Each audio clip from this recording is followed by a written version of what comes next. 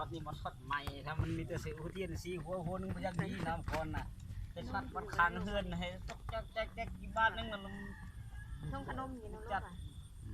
กันมาจักหัวมันหัวดีหรือกายว่าสามคนนี่หัวนึงอยู่ดีหัวนึงช็อตตายมันตายไปเลย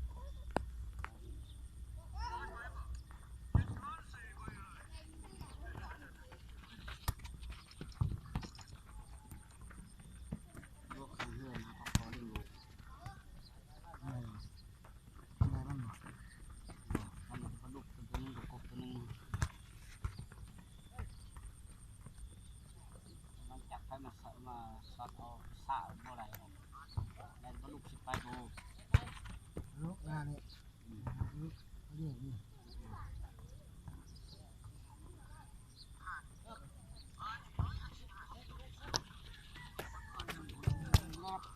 แต่เขาคิดลูก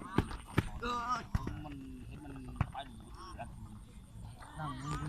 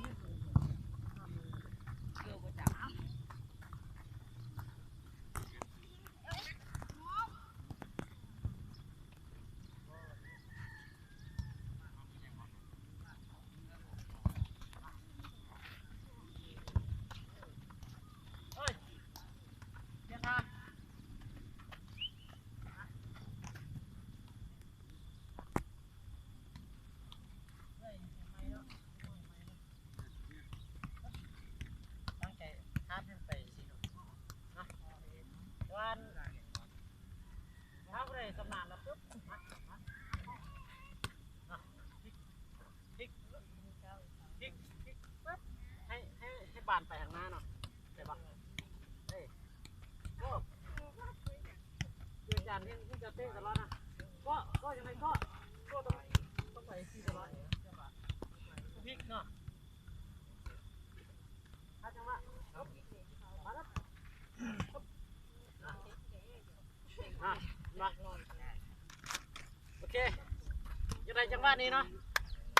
เห็นได้ปะ